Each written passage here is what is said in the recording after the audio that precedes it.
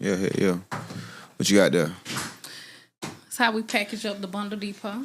That's That's how we get down. A little packaging that we have, Packaging.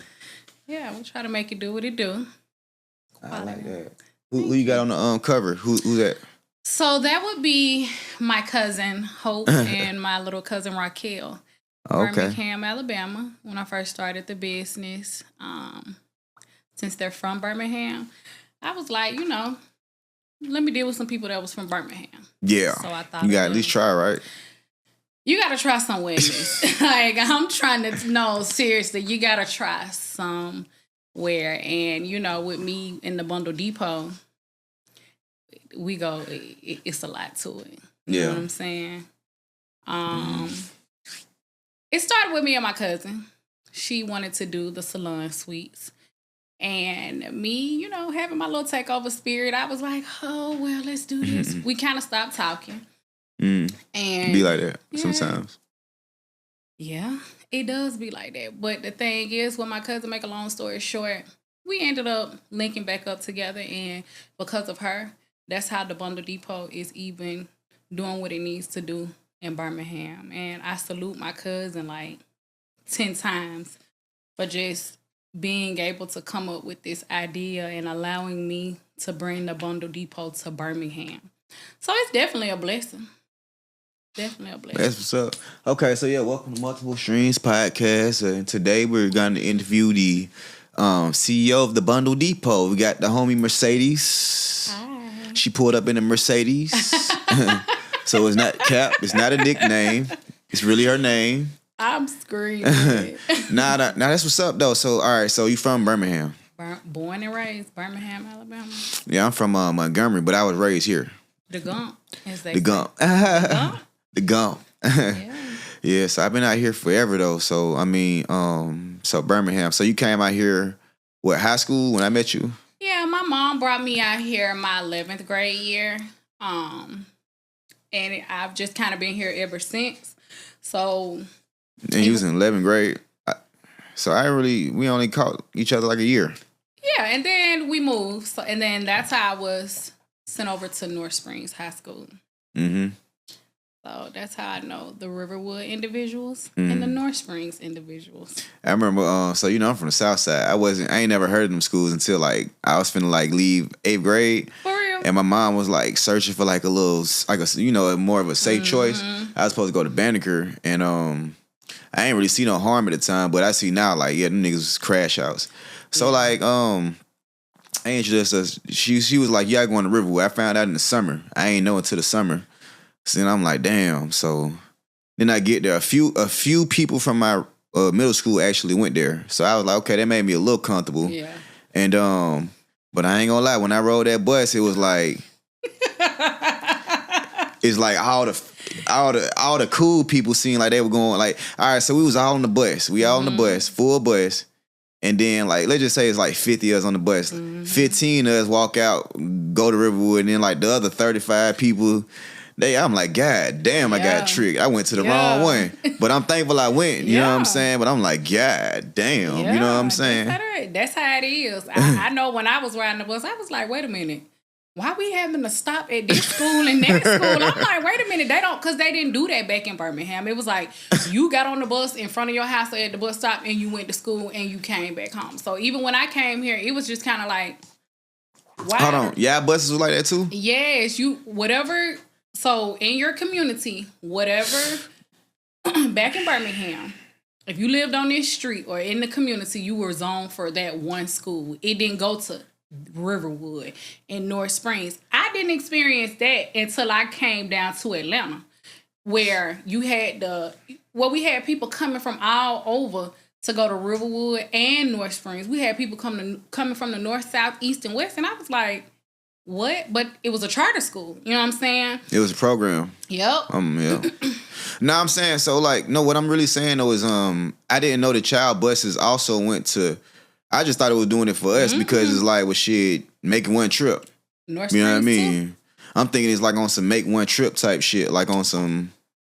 I didn't know that y'all buses went to both schools too. Yep. You know what I'm saying? That's crazy. It's a little weird, but. crazy, right? Whatever. Yeah. Nah, it's a little different. So growing up, you was always doing hair? Yes, I started doing hair in 10th grade. I started. For real? Yeah. What do you remember? Crime Mob with the kinky twist. Yeah. That's what I started. So you started in 10th grade? Yeah. So before growing up, like elementary, middle, you weren't really. I wasn't really feeling with it. Damn, that's fine. You found your niche later. Yeah, most definitely. It's a blessing. You know what I'm saying? Because I've had an opportunity to just like, learn from kitchen teaching into, on in the Bundle Depot. So you said kitchen what? Kitchen teaching, meaning an individual who that's hustling out the kitchen. But they fast as hell, and you know what I'm saying? Back in Birmingham, you get you somebody that's doing micro braids out the house. You lit micro braids, and you don't gotta go to the Africans. You're lit. But I really wanted to just get down with my craft as far as learning the degrees and the angles and all of that extra stuff. So I ended up going to cosmetology school. You know what I'm saying? And there, I was like, look, I got to get into this hair business. Yeah. And I stuck with it. I'm thankful that I stuck with it. You know what I'm saying? Because my brand is really growing. And I'm like extremely thankful. I'm extremely thankful for my brand ambassadors. I'm extremely thankful for them being able to bring the content to my page and bring individuals from all over the world. You know what I'm saying? I'm really thankful for it because I see a lot of people every day say that they want to actually sell hair, but they don't know what it is to actually invest in quality hair. Everybody want to sell hair, but don't nobody want to sell quality hair. You know what I'm saying? And my thing is, when it comes down to it and selling the hair, like I work hard to really find my vendor. You know what I'm saying? And your plug. Yeah, my plug. There you go. My plug.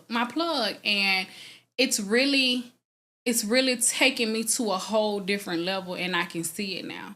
You know what I'm saying? I was scared at first because, a lot of entrepreneurs all talk about want to start a business and being scared and don't know whether you going to go left or right. Yep, buying dummy bricks. Buying dummy bundles. There you go. Good plug is definitely hard to find. Yeah. That's definitely what helped me in my business. That's just how it always is. Like in my industry, like I might meet somebody that's doing something similar and just building that relationship. It's like, it could be a day that my phone not ringing like that for real, but they got something for me and they need me for something. Yeah. So that's just how it is. But yeah, so it took you how long? It took you a while to find your vendor? It did. And I did go under the wings of this one chick. Her name is Bassie. I started working out of her shop. And, she really I saw how she was really moving and how she was really handling her business. And I'm like, dang. And it was never it's like, nah, I'm going to show you. I'm going to teach you. Let me teach you. And that's what she did. People that's good at what they do, they don't have no problem in, they be that scarcity mindset. Yeah. Oh, she going to take my... Yeah. Bro, it's like 6 billion people, bro. And I can only do so much at one time. And I can only have so many bundles of hair that I just bought at one time. So it's like... People that think like that be like crab in the barrel mentality, for real. And it's like, so if you good at what you do, you'll never mind helping some. Because at the end of the day, if you up doing good, it's like somebody,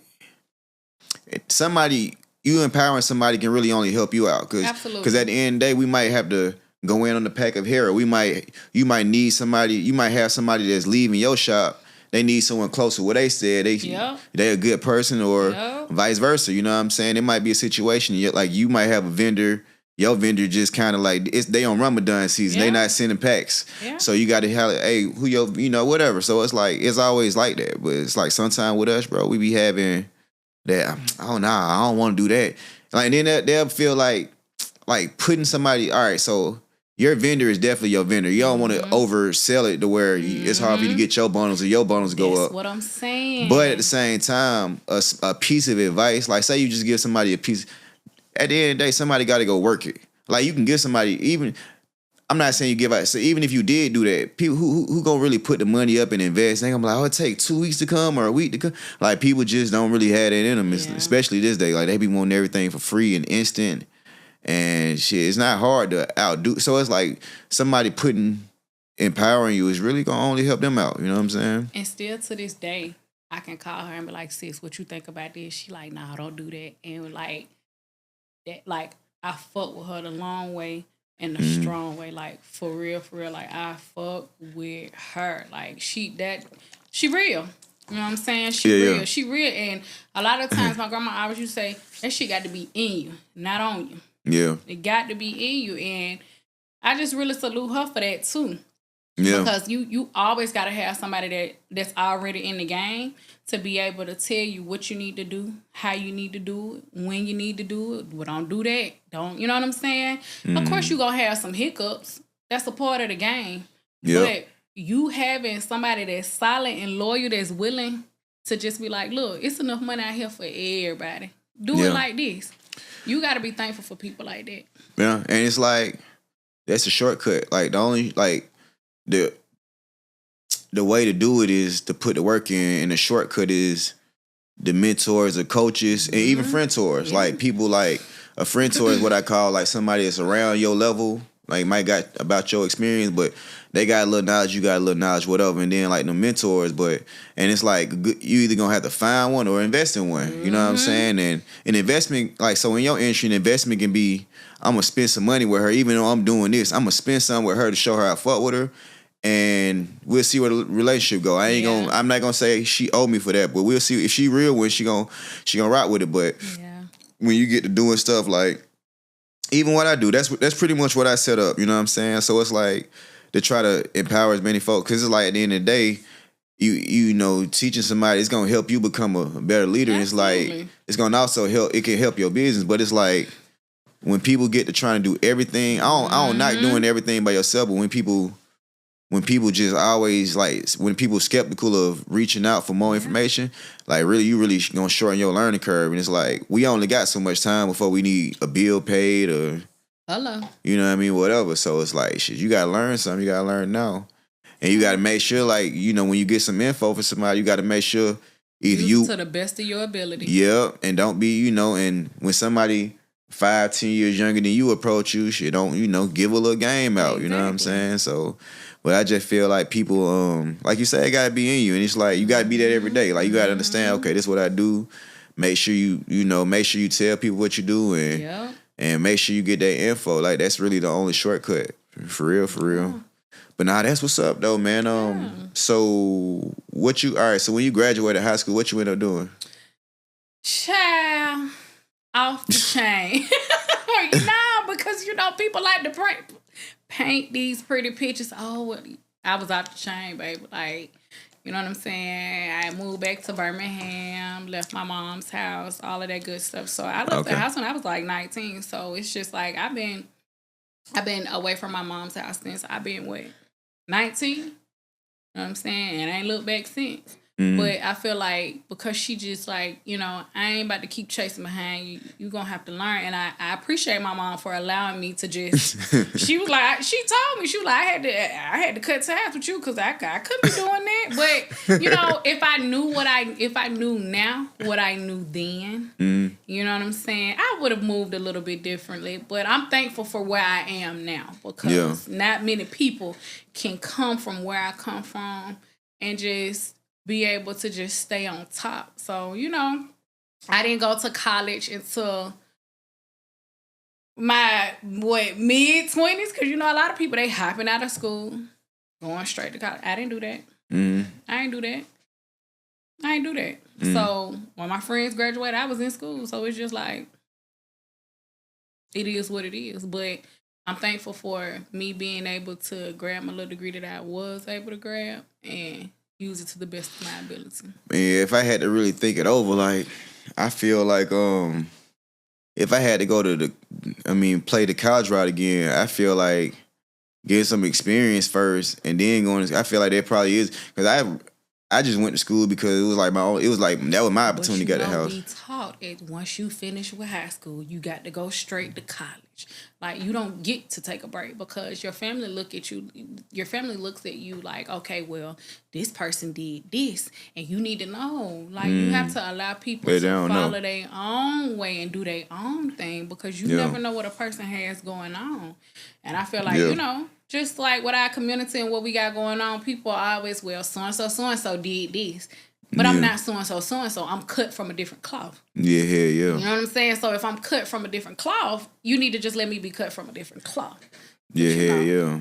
That's how that family be. I had,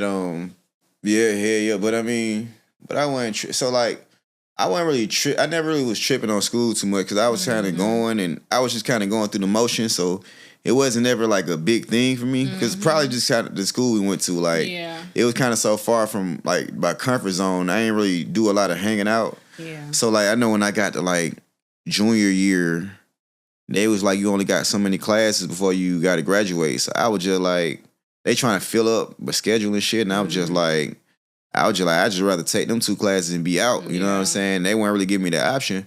So I went to Frank McLaren. It's a alternative. And shit, it's kind of like going from this fucking school that smart people go to the school that the people that's finna drop out go to. So that shit was easy as hell. So I finished with that. And I ended up going to Auburn State. They ended up letting me in a little early and I just went because it was just, I was kind of encouraged. Like, people around me wasn't doing shit. Like, they dropping out of school. So it's like, I wasn't really paying attention what they got going on. But I was like, well, damn.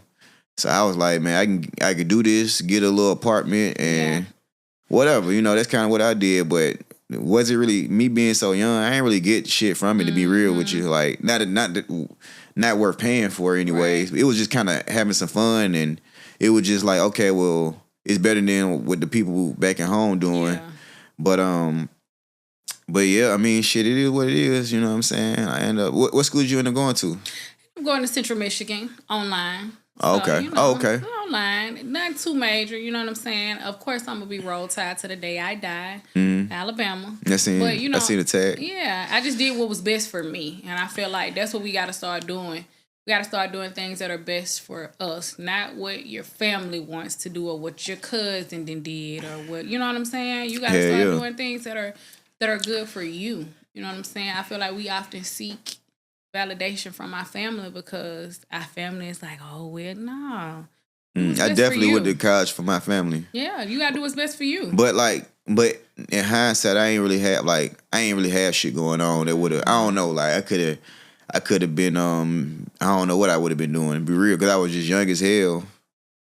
I don't know, shit. Like you say, with no regrets, but just like moving forward, though, it's like, yeah, I'm seeing, like, shit, you got to find out, like, if you good with your hands, man, you might just need to go to tech school, fuck college, you know what I'm saying? Or if if you ain't really trying, man, you might just need to get that experience and maybe just add a little certificate. Yeah. But like that school really is. But ain't nothing wrong with a certificate though. Hell yeah. Ain't nothing wrong with a trade. Nah. Ain't nothing wrong with hell nah. A trade that it's easy to work for yourself with a trade. Absolutely. You know what I mean? It's easy to, you know what I mean? They just don't promote it that much. I don't know if it's money. I guess maybe the tech schools don't spend a lot on, I don't know what it is. It's really society. They be wanting you to take out them big loans. Yeah. Tech school is like, that should be affordable and everything, like the amount of money. Hey, that's what I'm saying. It'd be like stuff you could pay out the pocket. Like, you don't hear niggas going in debt time out. Nigga, I got this degree in plumbing. I owe $50,000. Like, exactly.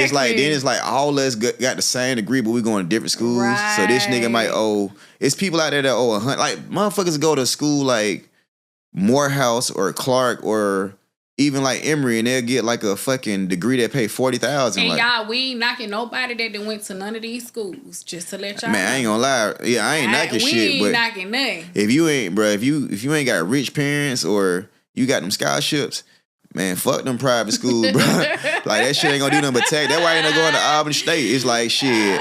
I used to get out of when I used to get out of Frank McLaren, some of the folks that went to Rootwood to be like at Clark, like, like, you know what I mean, niggas like Mays. I might see all them niggas, them type of Morehouse, and like I'd be like, damn, this shit fire. They got, you know, the atmosphere, the people. I'm like, damn, I want some of this, and I'm looking at the tuition. 15 bands a semester. I like, boy, fuck that. So I go back here. So I'm like a superstar in like the little alternative school because they're like, wow, you're passing, you're immaculate. All these niggas they trying. You there. So crazy. They kind of made me like the face. You know what I'm saying? I like, feel what you're saying. So like I was like, damn. The lady used to ask me. Her name was like Miss Burrell. She used to ask me what you do after school, and like I'd be like apply for jobs and go to Clark and talk to my friends. Shit, but like, you should consider this school. It's like, now I'm looking at it, okay, $3,000, $2,500 a semester. Okay, and it's like, you know, you get hope. You get hope if you got like the B average shit going on back then. I'm like, so damn near, I ain't really got to pay for nothing, room and board. I'm like, let me go take a tour. I took a tour. I see a couple more people I knew. I'm like, damn, this ain't, it look kind of like that, but a sixth of the cost. You know what I'm saying? And I'm like, well, shit, as far as competition, like these folks just rich people kids around here. So I'm like, man, I don't really like, I never really fit in with rich people kids. Like I have a couple friends, but like after a while, like I ain't saying that I like poor. I ain't saying my friends are poor, but like as far as like middle, like people like grew up in similar houses I grew up in, a regular house. You know what I mean? Some of them niggas be like celebrity nephews and nieces and sons. And I ain't saying I wouldn't relate to them, but I ain't finna be out here struggling to pay tuition and you see what I'm saying? You did what was best for you. I did what was best for me. And then that's what it boils being down in Atlanta, like I know what would have happened. I would have ended up just kind of like what in high school. Just I'm not even really. I'm going back to my side, and I don't think I would have got no real growth from that. You feel what I'm saying? Yeah. So, but yeah, that's what I did. So, all right. So look, you started the Bundle Depot around what time? Well, we've been in business for what? Actually, 3 years? In October 14th will be our 3rd year in business. Okay. Yeah. Where'd you come up with the name from? You remember? Yes, Home Depot. Hey, my shit called Bam Mark. Listen, I'm telling you. Hey, you got to do what the Giants doing, I'm man. I'm just saying, it's like, you know how you have, Home Depot. I was like, shit, it's going to be the Bundle Depot. I'm trying to tell you. It's just like, when I went out there, I'm like, let me search and make sure ain't nobody took this. I went out there. No, I was like, hell yeah. And it's just like to even hear people say the Bundle Depot, and I'm like, what the hell? And it's like that shit can go anywhere. Like you can keep it where you want to keep it at, or that's one of them names that about 2-3 more years they gonna be trying to buy it, and you gonna be like, I ain't selling. Yes, the Bundle Depot. My shit called Bear Mart. You know what I'm saying? Like I don't think too hard, but it's like you come up with something good, just stick to it. You know what I'm saying? Like for real. Just stick but I fuck with that though. Like and that's what I thought of when I think of that. I'm thinking Home Depot. Yes, I'm definitely not thinking Food Depot. Yes, Home Depot, baby. Home Depot. That's where it came from. Damn, that's hard. All right, so the Bundle Depot. So the specialty. All right, so what's the name of your salon? So the name of the salon is TBL Salon Suites. Okay. So we partnered with TBL Salon Suites in Birmingham, Alabama, where the Bundle Depot is located. And with my little cousin that I was telling you about, that, you know what I'm saying? She put me down. Big cousin. Yeah, my little big cousin. You know what I'm saying? Yeah. And it's just like I came in and we we've been able to grow off each other. You know what I'm saying? She's really big into like content and different things like that. So I'll call her. I'm like, DJ, like, how I need to do this? She's like, do it like this, do it like this. She's very, listen, sis, she's smart. Yeah. She is smart. She's in she graduated from esthetician school. She's very smart, but she's into this content like really, really heavy, like real heavy. Like she knows. You know what I'm saying? So we started off with what? 8. Now she locked in like 23. I think it's like 23. And I love my little cousin. Like I really love her so much. So she's 23 now? No, my little cousin, she has. So now at the salon suite it's 23 salons. I see what you're saying now. Yeah, she's 26 now. 26. That's dope. Yeah. Just even managing that much, like that's hard. Yes. And she'll call me like, I need some advice. And I'm like, okay, let's run it. You know what I'm saying? Because that's what a big cousin comes in for me. You know what I'm saying? I had to learn how to play my role. She learned how to play her role. And I love that for the both of us. You know what I'm saying? And the fact that she can just come to me and I can just give her advice and she takes it because she's a very smart individual. She'll give you the clothes off her back. Mm-hmm. Literally give you the clothes off of her back. So, we're definitely thinking about opening up another location because I would love that for her because she's good. She's good at what she does. Mm-hmm. You know what I'm saying? She's just a sweetheart, and I love her. That's my baby cousin. What you think is one of the biggest factors that play in a part of y'all teamwork, or what's one of the biggest? I'm trying to say, what's one of the biggest things that you could say attribute to effective teamwork between y'all two? The fact that we can just be transparent with one another, and you know what I'm saying. We put that line to where we take the personal feelings out, and it's just strictly business. You understand what I'm saying? And at first we weren't like that. I would get in my feelings about certain things. She would get in her feelings about certain things. But I feel like because we're both growing together, it's giving us the opportunity to be able to separate personal and business. Where, I can hear her, I'm like, look, I need to vent. She can hit me up and like, look, I need to vent.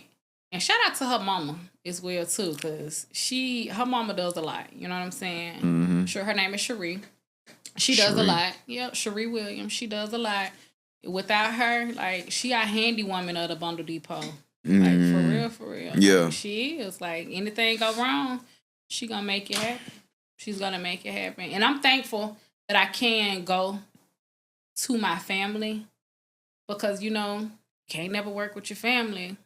But I'm going through that right now. Like, so one thing so I can make money. Like, I ain't really, growing up, I wasn't the type I would want to play sports, but I wasn't enrolled in the sports where I would learn and be able to be better than other people. Like, they parents invested in sports, like, they taller and shit. So it's like, it was hard for me. And, the sports I be playing, like boxing, you can't play boxing, you know what I'm saying? Like, we didn't grow up in that type of, you know what I'm saying? Like, working out ain't no sport. I've been doing that. Like, people are thinking, oh, now I've been doing that shit since I was like 10, bro. But you go hard. You know what I'm saying? I've been going hard since I was like 10. Get your fat ass in the gym. Hey, my thing be, man, I just feel like if the world was in a healthier and wealthier place, everything would be better. From yourself, the way you look at yourself, the way your partner look at you. Absolutely. You know what I mean? It's like, I've been trying to play nice with people. You know what I'm saying? Now I'm just being mean. Like, man, get in there. You know what? Eat you some healthy food. It's not even about being mean. You being who you are. Yeah. You know what I'm saying? Having fun. Yeah. You know what I'm saying? It's like, if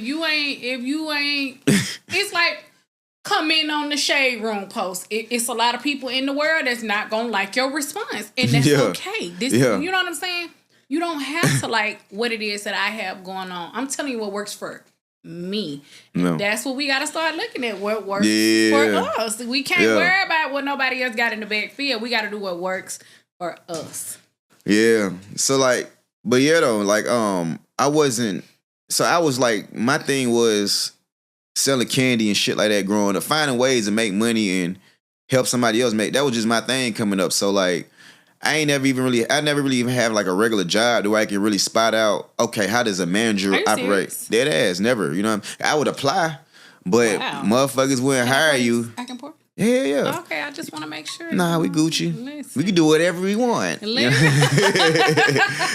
Wine is key, people. Yeah. Wine. The Bundle Depot. The Bundle Depot, you guys. The Black Cup. Shout out to my girl Marissa for getting my cups together. Oh, for real? She did that for you? She did this for me. Yes, Low and Company. She's fine. She fine. Promotional. Check her out. But continue though. But yeah, so like I ain't never really had no job for real. Like, I'll try to apply, but they would say no, and I'd be like, I still need some money, so I'm gonna figure something out. And I ain't finna hit no licks. That ain't my thing.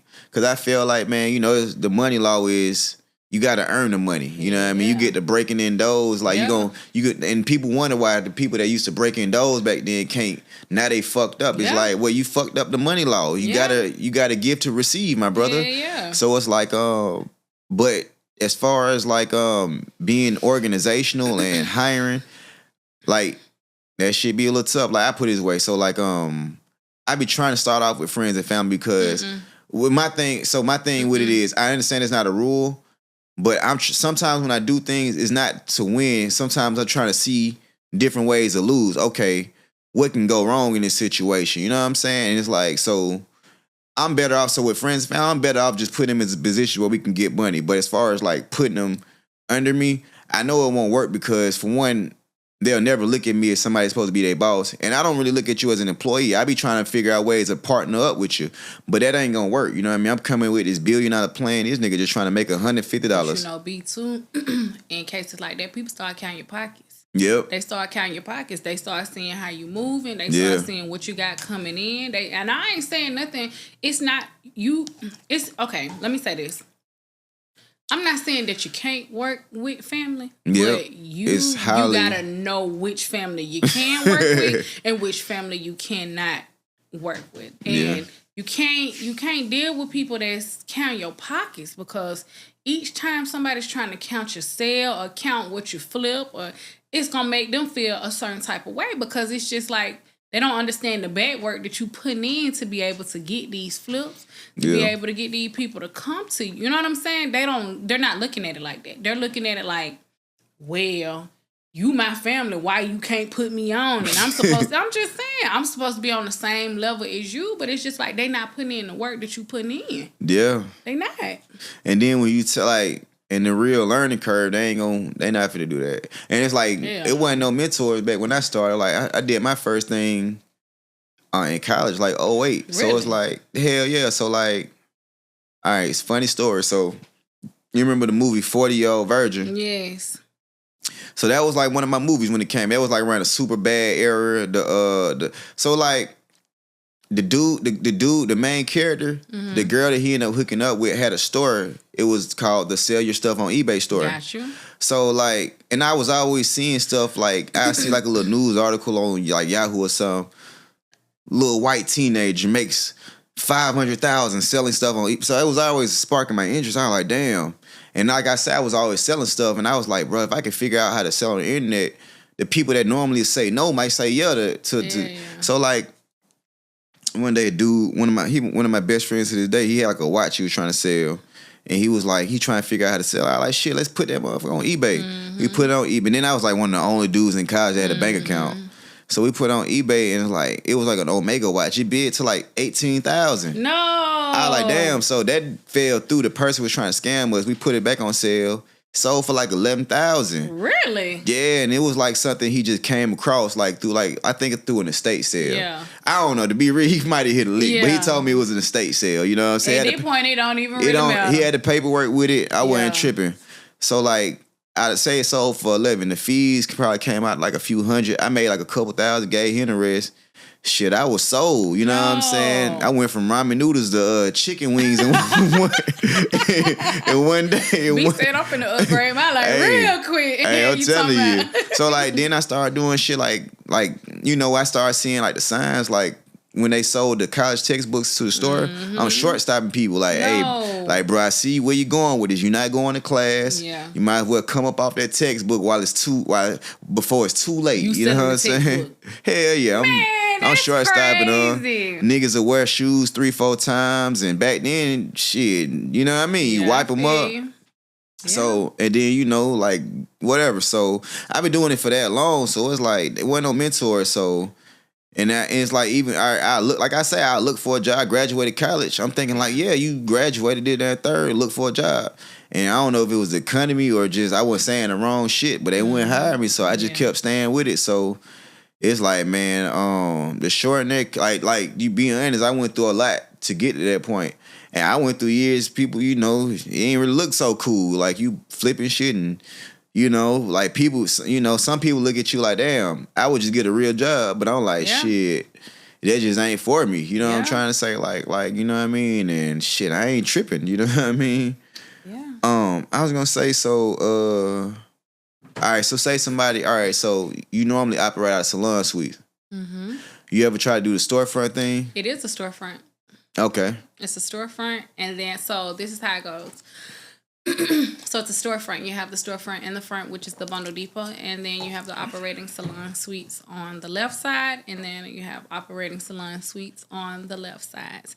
Now, I will say this, here in Atlanta, it's just available for local pickups. I don't have a salon, I don't have a storefront here, but I do keep bundles on hand. And we're located in the Chamblee, Brookhaven area, so they have the option of going online to where if they want to pick up in Birmingham, they want to pick up in Atlanta, or if they want to ship. whichever one is more convenient. You know what I'm saying? For the Yeah. individuals, for real. What's the address here? So the address here is 5269 Buford Highway Northeast. Mm-hmm. So all orders have to be placed online. Once you place them online, we do ask for a 30 minute to 1 hour turnaround time, and you can come pick up your bundles. You know That's what I'm dope. saying? You know, I like today. I was busy today, but you know, I communicate with my people. When I see your orders coming through and you're in Atlanta or you're in Birmingham, I communicate with all my people because I feel like customer service is key. You know what I'm saying? I'm reaching out to them. Hey, beautiful.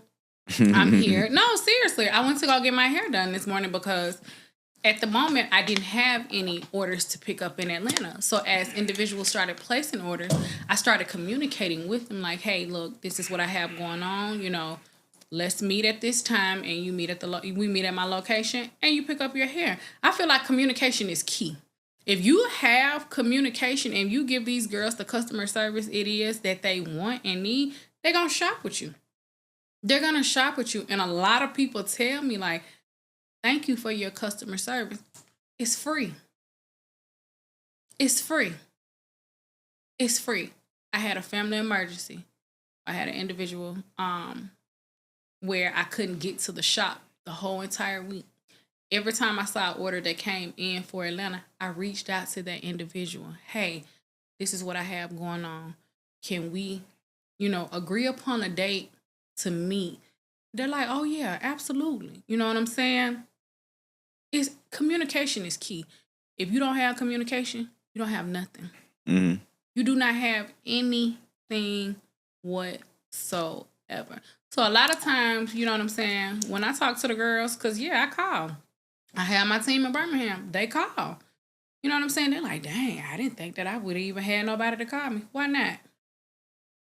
I ain't never too big to be able to communicate with people that's supporting my brand. I'm trying to tell you. You know what I'm saying? Whether it's email, whatever the case may be.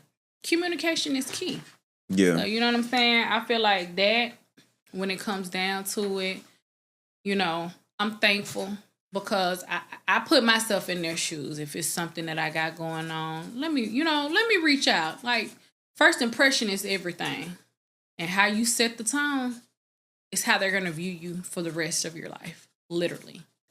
I'm telling you. Yeah, customer service is key. You know what I'm saying? That's your customers, like, all that shit go to your brand. Your brand is basically when they hear your name or see you, what impression do they get? So it's like if you got good customer service, they're gonna look at you as somebody that's always, that's polite. It's a part of your brand, like how you move or whatever. And I had to learn that about myself, you know what I'm saying? Because like the type of stuff I came up doing, it was more appropriate to have a mean mug while you did that business. You know what I'm saying? Like some of the stuff I used to do, if you were a little too friendly, you might end up losing customers or losing money somehow. You know what I'm saying? But now I'm in a point where it's like, your customer service is your brand. Make sure, when people think of you, try to give them, like do the best you can to represent yourself every day in your business, because that's how people gonna think of you. And it's like, that's why it's important that you got your mind right or whatever. You know what I'm saying? Yeah. Like a lot of folks, like I attribute that gym and stuff like that too. Like people that go to the gym, it's easier for them to. Hell yeah. It's easier for them to adjust their mood or, they whatever. You know what I'm saying? They understand, okay, I'm going through this, but it's easier to tough it out because it's like that's why I don't deal with people that try to make you mad. Like say you dealing with somebody like girl or dude or whatever, and it's like they wake up with something on their mind and they want you to feel that shit too. Mm-hmm. I'm like, bro, I'm not putting it on my mind right now. I got customers to deal with. I got to go to the bank, ask for this money on. I got to do all type of shit. I got to do all type of stuff. You know what I'm saying? Like you might go to the bank, you mad at somebody, you done wrote your signature wrong. Now they telling you to rewrite it so you can pull your own money out. Mm-hmm. You like, bro, I ain't got time for this shit, especially first thing in the morning or last thing at night shit. So it's like, man, you just gotta make sure every day that you on your A game, and that's what people that run businesses don't get enough credit for. Cause it's like, bro, I gotta be amazing every day. Exactly. I can't be like you. I can't take days off. Bro. I can't just walk around pissed off. I can't even walk around. I gotta shave damn near every day. You know what I'm saying? Like every day I gotta be on point because your first impression is everything. Yeah, hell yeah. And then nowadays people got like a microwave mindset. So you fucking around, show up off 1 week or 2 weeks, and I don't know about it. Let me call around. With it. Yeah, let me call around. I ain't fucking with it at all. Something about that. I don't know. Something about her energy. Is they doing all right? Yeah. And you like, bro, like the consistency part is what people don't get credit. Like, bro, hell yeah. I gotta do this shit every day. I can't be one of them people that, oh, I'm gonna do this. You know, I can't do it because it's cute or cool. I gotta do this shit every day for real. So it's like, I don't think they get like. You can do something good every now and then, but I'm talking about wake up every day. Shit hard, you know what I'm saying? And it's like, but if you do it consistently, it get harder to bullshit. Like if we just say you just bullshitted the whole weekend, ain't check no emails, ain't call nobody, ain't look at your bank accounts, and you'll really look at yourself after about 6 hours, like, what the fuck am I doing? But you know what, B? I feel like that goes to even say like, okay. That's what people don't really talk about, the entrepreneur part. You know what I'm saying? They be like, oh yeah, I made $1 trillion and you know what I'm saying? Let's talk about your bad days that you had. Let's talk about when them sales ain't coming. You know what I'm saying? Let's talk about when them sales ain't coming in. And I feel like that's why people feel like it's just so easy for them to go get a LLC and an EIN, because people don't talk about. People always talking about glorifying like your business, but let's talk about what really go on in the business. Let's talk about the days that you may not get a sale. Let's talk about the days that you may go to. You know what I'm saying? Because, talk about them weeks. Yeah, let's talk about them weeks. So it's just like, even when it comes down to it, like I feel like with the whole entrepreneurship, we don't just need to glorify like the good. Let's glorify. We got to talk about the bad too. Because it ain't just the good. Because what do we have to do to get to where we are now? Let's talk about what the hell do we have to go through on a day-to-day basis? You know what I'm saying? Because at the end of the day, it's like this right here. It's like, I get slow period. So it's like, internet make it seem like this a whole spend a check, get it right back, spend everything on credit. It's like, bro, I don't give a damn what he doing. I'm going to live at a certain point below my means where like a bill ain't nothing, because if I have a slow week or a slow month, I still got to pay them bills, and I got to keep a smile on my face, and everybody got to be happy. You know what I'm trying to say? It's like, you know what I mean? They not talking about half your friends, like every time they call you, they asking for a goddamn $1. You know what I'm saying? Like nigga don't talk about, oh, I had to cut one of my friends, like I had to cut some of my best friends out. Yeah. You know what I mean? Cause shit, I got to keep the money going. That's way more important than a friendship that was solid 12 years ago that ain't really bringing me no benefits right now. Yeah, I cut you off. You know what I mean? Like if you doing something, I feel like it ain't talking about no money, or you know, if I feel like my presence, if I feel like we not benefiting by being around each other, like I'm not benefiting you, like, cause some people you'll think you benefiting them or motivating them. Whole time you making them feel like shit, bro. Like your success, like the fact that they can't wake up and do what they gotta do, they feel like shit when they around you. But that's why I fuck with you, B, because you get on it, you get on this motherfucking and you like, no, for real, like to see, let me tell you something, to see the people that I went to school with from Riverwood and North Springs, everybody just handling their business. Yeah. I love that for us. Yeah. You know what I'm saying? I love that for us because realistically, coming from Riverwood, North Springs, we out there in Sandy Springs. We country people that come from the South Side, Alabama, you know what I'm saying? All over. And half of the time, I'm like, what the hell? I'm learning people from, you got to remember Plantation Creek when everybody used to have the parties and everybody used to pull up. But it's just the fact that I can see individuals that I went to school with, everybody handling their business. Yeah, you know like, different ways. That's a plus. Yeah, that's a plus. That's definitely a plus. And then it's like, and then, you know, it's dope because some of the people actually grew up with money. So it's like seeing it's a difference. You know what I mean? Like they not quick to show, oh, well, let me spend this. Let me show motherfuckers. Man, they be like, I'm going to just wear some Birkenstocks. Bruh, let me tell you. And eat Chick-fil-A every day. B, I bought my first Birkenstocks. When I tell you I love those shoes, I love my shoes. I'm telling you, I'm in Saks. I'm looking for some cologne, not cologne, but perfume for my mom. And I'm like, okay, let me see what they got, because she's big on perfume now. Okay. So I'm in there looking. I see this Caucasian lady. She got the Birkenstocks with the little Prada crossbag. I'm over there thinking the shoes Prada. They Birkenstocks. I'm like, ma'am, where did you get your shoes from? She's like, oh yeah, I went over there to Bloomingdale's. I was like, wait, hold on. She's like, yeah, they're Birkenstocks. I'm like, what? I went and got the Birkenstocks the next day. I went and got the Birkenstocks next day. Watch, they gonna listen and think we talking about Birkins, Hermes. Man, no, y'all, Birkenstocks. Y'all look up, not the Birkins. Birkenstocks, y'all. Listen, I love them shoes. Yeah. When I travel, I put them Birkenstocks on. Trying to tell you. I put them Birkenstocks with on. or without socks? Without socks. Look, without socks, okay? They're black and gold, y'all. Yeah. They're black and gold. For real. Like, I love those shoes. Every time I travel between those and the Yeezys, during, like, the springtime and the summertime, put me in some Birkenstocks all day. Mm-hmm. All day. Okay. All right, look, so say somebody was thinking about starting a salon. Okay. What you think is some important things to consider before opening a salon? Definitely get you a mentor. Oh, okay. Definitely get you a mentor. Mm-hmm. You know what I'm saying? I didn't understand how important that was until I came across Bessie. Like, she really showed me the way.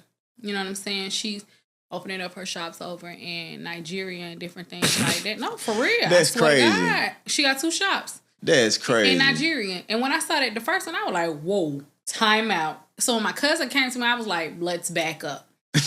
No, hey, back for to real. the drawing board. Yeah, let me go back to the drawing board. And Shit. it's just like, I was like, whoa. And when I did it, she was like, she has always been so supportive. She was like, boo, it's your time to shine. And you know what I'm saying? And that's why I said I respect her to the T. Like, she is so, like, when I tell you, so sweet, so humble. She showed me. She showed me the way. And I paid attention. I literally paid attention. So definitely get you a mentor off top. And then you got to deal with somebody that's genuine and loyal.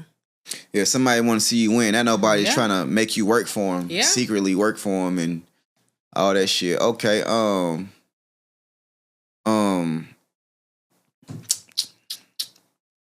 how much does it cost to rent a salon suite out if somebody was to rent one through you?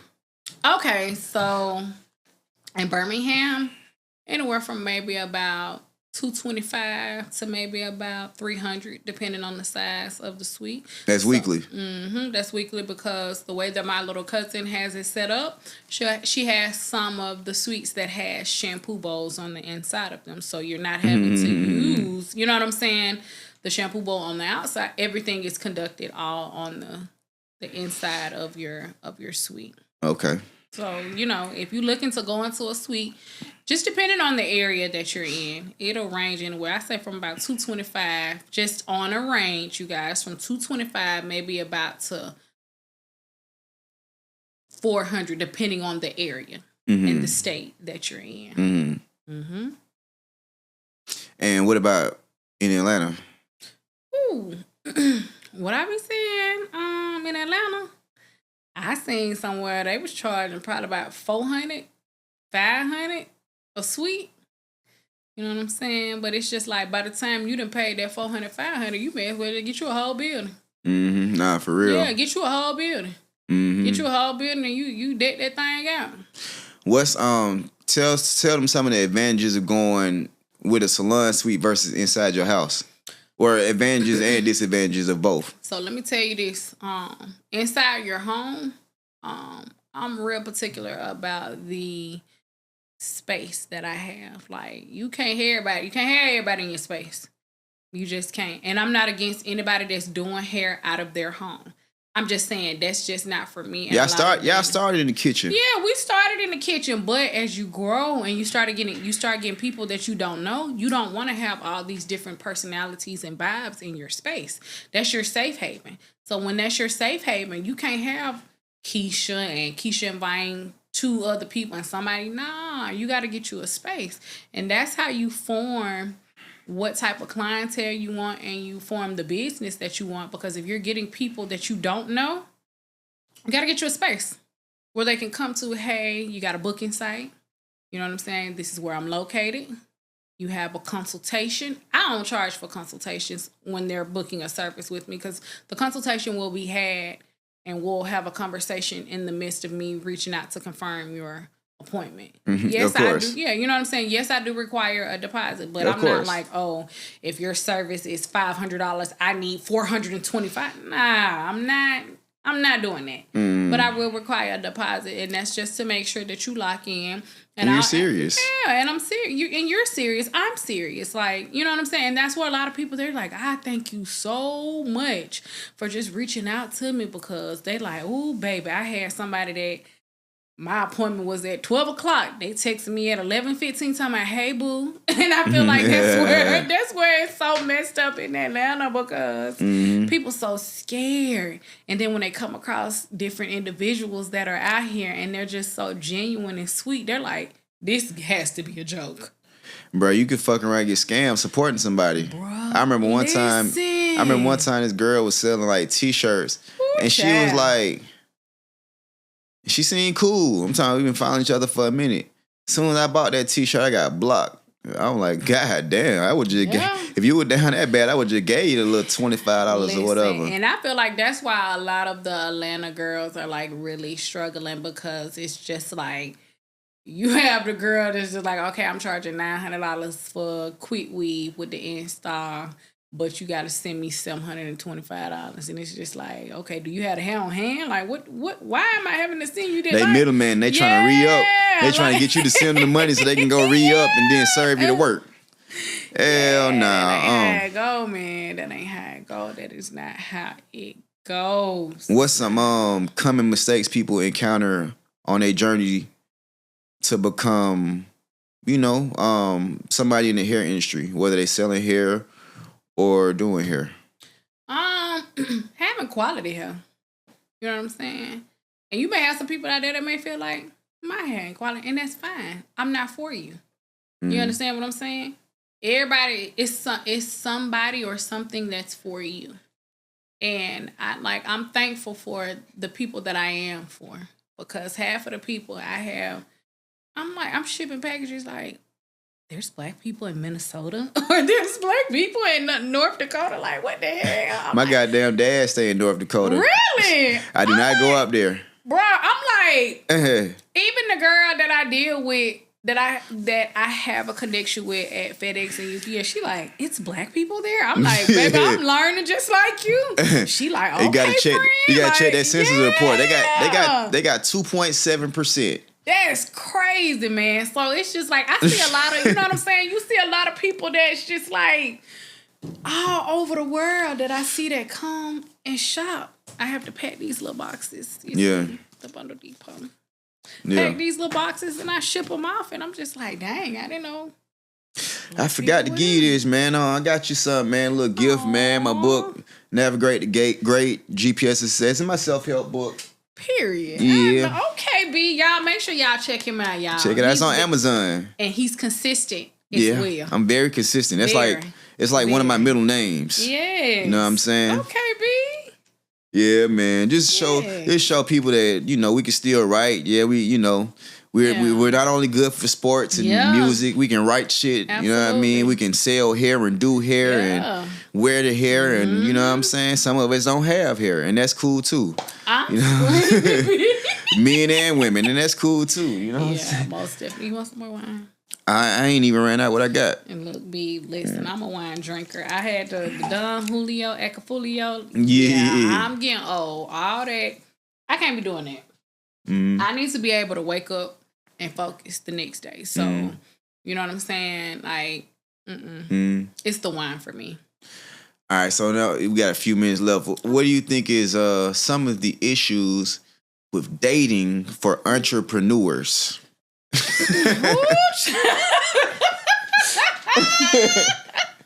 had to ask, man. Listen, dating an entrepreneur, I feel like entrepreneurs are just like risk takers. And if that person that you're dealing with is not a risk taker, they're gonna look at everything it is that you do like, oh hell no, I wouldn't have spent that type of money. But they're not looking.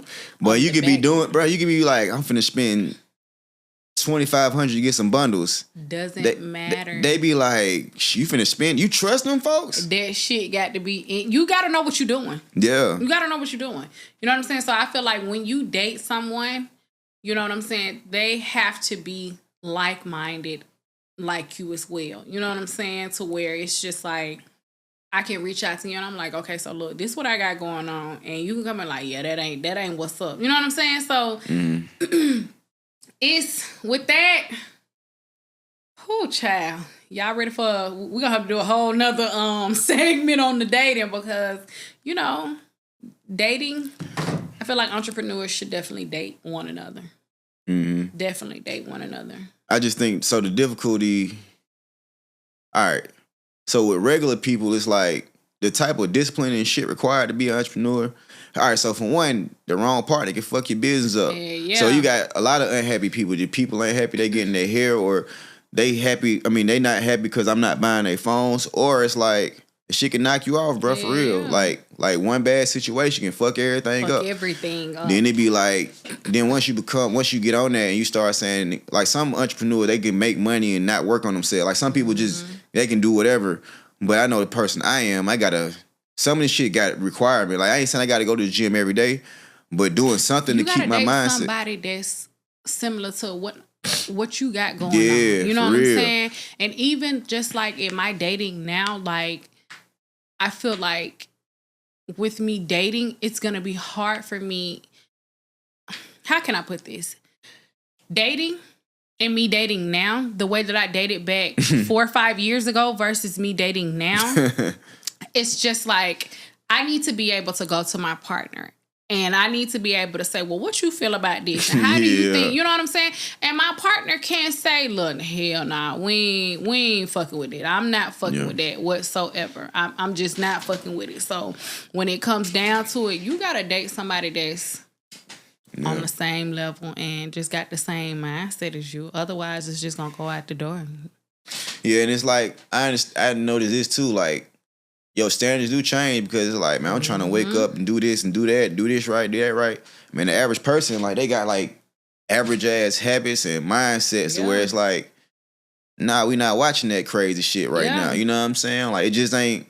And it's like they don't, like, I know a lot of people don't understand, like, it's a balance. Like, I know with me sometimes I listen to some ratchet shit, or sometimes I might watch something for entertainment, but a lot of times I be watching something that I can learn from and learn from. And it's like, some people don't know it's a balance. Like, well, I can listen to some bullshit sometimes, but not most of the times. Or it's like, I really got to wake up at a certain time every day. Like, you really kind of slowing me down. Like you thinking that, like, comfort is not happy. Like, no. I wish I can just lay around, eat pancakes all day, walk around the house like Willie Jones, butt naked, everything swinging. But I can't do that every day. I can only do that maybe on Sunday morning. You know what I'm saying? Yeah. Even on Sunday morning, like how I was raised, you like all that laying around and doing, you got to get up, clean up. You got to make that, you know what I'm saying? You got to do some shit. You got to do some shit. And it's just like, you know, you just got to be real particular. Like, I'm very, like, my dating now, and, you know, I'm very thankful for the dating experience that I got. Because, like, listen, it's hard out here. It's real hard out here. It's hard. It's hard. Yeah, I think one thing that fucked me up, and I'm not fucked up, but one thing I can say is sometimes I feared of being overexposed. Yeah. But at the same time, I don't mind. Like, I like being exposed because I know what I do and don't want. Yeah. But I'd be like, I don't want to get to a point to where it's hard to make myself, because I'm a happy person, but at the same time, I don't want to get to a point where I'm requiring too much from people. You know what I'm trying to say? Because it's not too much, B. It don't be, huh? It's not too much. It don't, because you know what you bring to the table. Yeah, and you know what I'm saying. And when you know what you bring to the table, it's nothing will never be too much. You just you have to go what I'm learning is that you go to God and you ask him to, for real. That's real. Like, you got to go to the Lord and ask the Lord to, to really provide you with somebody that's similar to what it is that you have going on, because you know your motion. Yeah. When you got motion, it's hard to deal with somebody that don't have no motion. They're not going to understand your motion. You get what I'm saying? So they not gonna understand why you gotta get up in the morning and you got to go do hills for you, or you want to go run 4 miles, because they're not doing it. Hey, I'm accomplishing the goal. I just made $1 million. I'm running I'm running to the money. They not doing it. They not doing it. So that's why they think it's just for the look. Like the look be cool too, but I don't know. That shit do something in your brain after you get that workout in or something. It do something in your brain. I climbed Stone Mountain today. For real? Yeah, not Stone Mountain. I'm sorry, Kennesaw. I ain't never been before. Let me tell you. That thing. Oh, that's what you were doing. Because I was like, God damn, she did 4-5 miles? Yes, Kennesaw ain't no I was thinking, I was like, where the hell she at? Kennesaw. Yeah. Yes, Kennesaw. It ain't no home. But, I slacked off with working out, but I got back out there today and I really did my thing.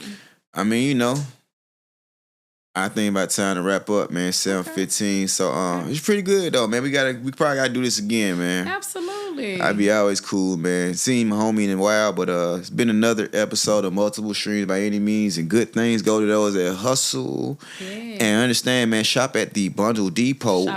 What's the Instagram pages? The Instagram page will be The Bundle Depot _, and then you can check us out at www.thebundledepot.com.